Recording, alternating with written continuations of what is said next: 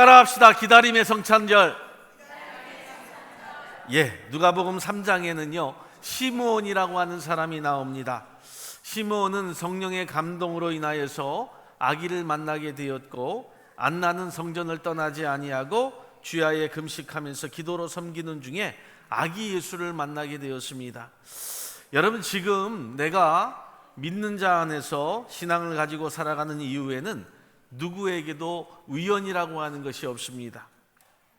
혹시 실수로 내가 예수를 믿고 사는 것은 아닌가? 내가 실수로 나의 구주로 고백하고 사는 것은 아닐까? 이렇게 생각할 이유가 전혀 없다는 것입니다. 여러분, 내가 기다리지 않았는데 성탄하실 주님을 만날 수 있는 사람은 이 세상에 아무도 없다는 것을 우리가 알게 됩니다. 동방 박사들이 있었습니다. 그들은 예수님을 만날 수 있었던 것도 우연히 별을 본 것이 아니라 하늘에 떠 있는 별들을 유심히 감찰하면서 또 기다리면서 하늘에 대한 소망을 갖고 있을 때에 그 밝은 별을 볼 수 있게 됩니다. 여러분, 하나님 앞에서 자녀인 우리는 그래서 우연이라고 하는 말은 결코 맞지 않는다라고 하는 것이죠.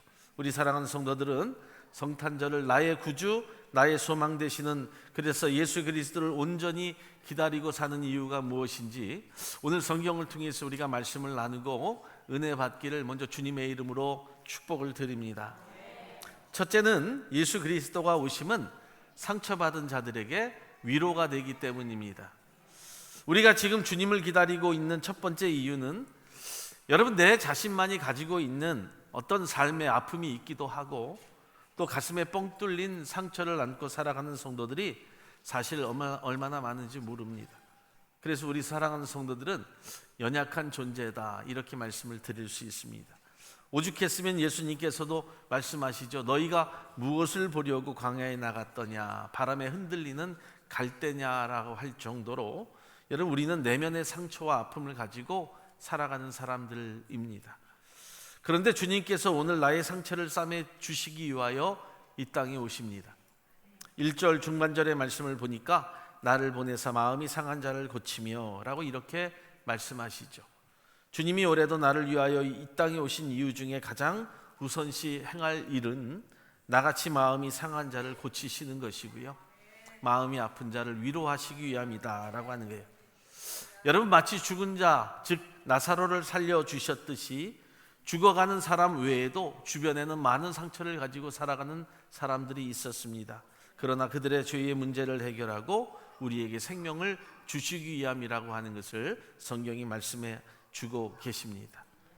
고린도후서 1장 4절로 5절의 말씀을 보면 이렇게 말씀하지요. 우리의 모든 환난 중에 우리를 위로하사 우리로 하여금 하나님께 받는 위로로서 모든 환난 중에 있는 자들을 능히 위로하게 하시는 이시로다. 그리스도의 고난이 우리에게 넘친 것 같이 우리의 위로도 그리스도로 말미암아 넘치는도다 라고 이렇게 말씀합니다.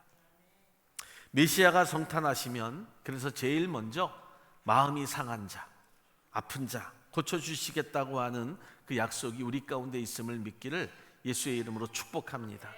시편 34편 18절의 말씀에도요 이렇게 말씀합니다. 여호와는 마음이 상한 자에게 가까이 하시고 중심에 통회하는 자를 구원하시는도다. 여러분, 사실 이사야가 이 말씀을 할 때에 당시의 사람들의 상처와 아픔을 이렇게 이야기하고 있는데요, 이사야서 1장 5절 이하의 말씀을 보니까 그들의 마음과 삶이 어떠했는지를 성경이 말씀해 주고 있습니다.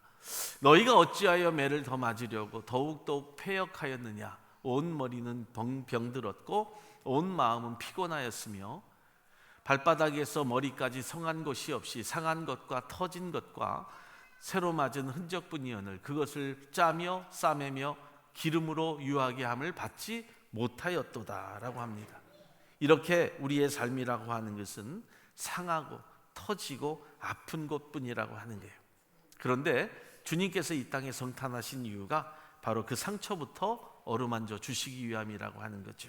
그래서 주님이 이 땅에 오시는 성탄은 우리 사랑하는 성도들에게 있어서 가장 아름다운 소식, 그리고 가장 복된 소식이다 라고 하는 것을 말씀하고 있는 거예요.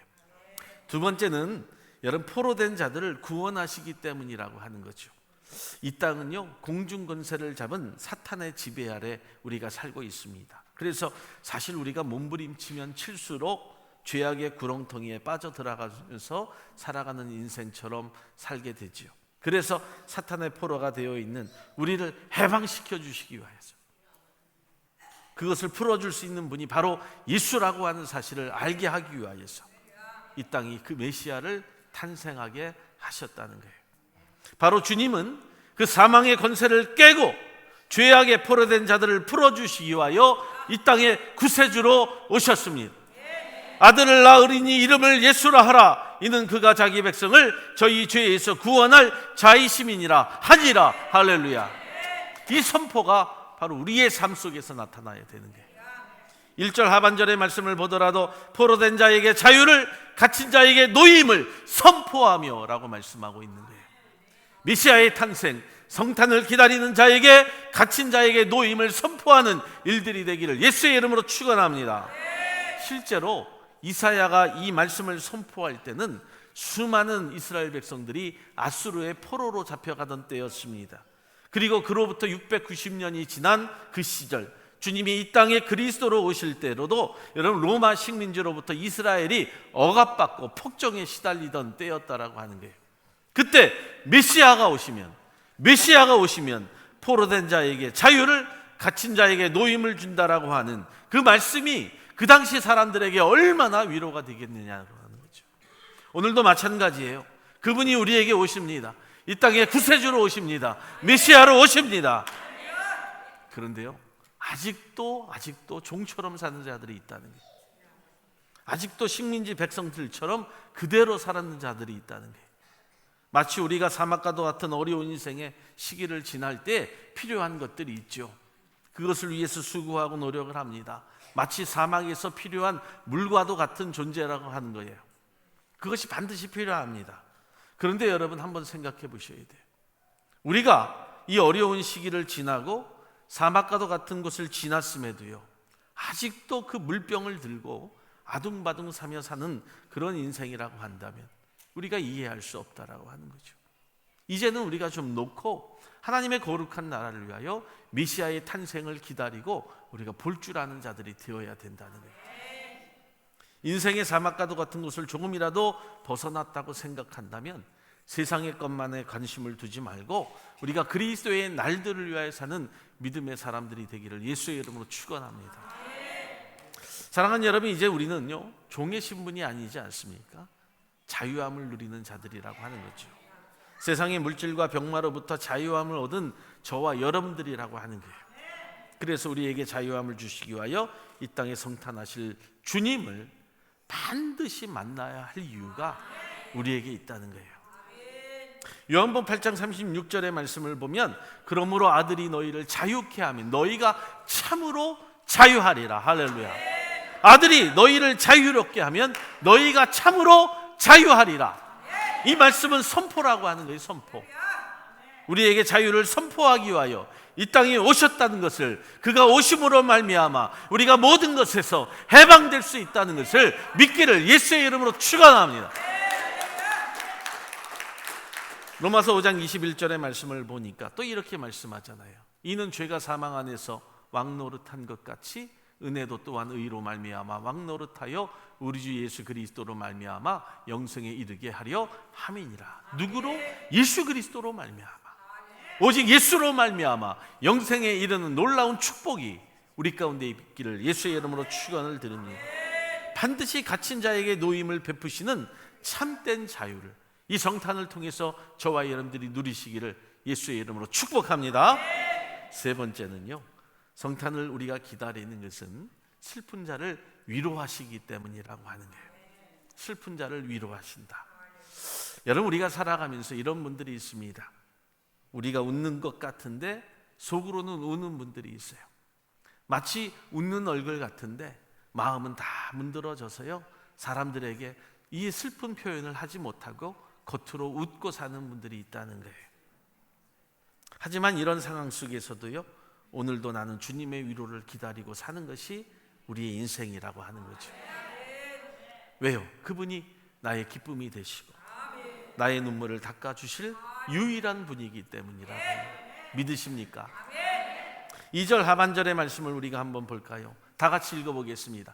모든 슬픈 자를 위로하되 무릇 시온에서 슬퍼하는 자에게 화관을 주어 그 죄를 대신하며 기쁨의 기름으로 그 슬픔을 대신하며 찬송의 옷으로 그 근심을 대신하시고. 아멘. 여러분, 그리고 우리가 그 뒤어 찬송하잖아요.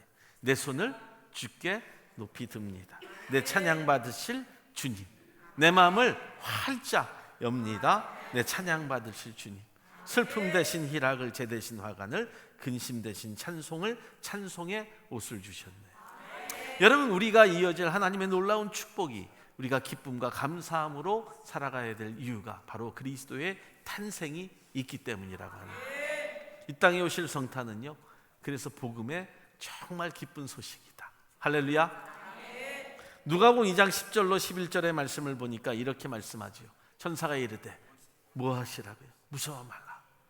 무서워 말라는 거예요. 여러분, 우리가 살아가는 인생이 무섭습니까?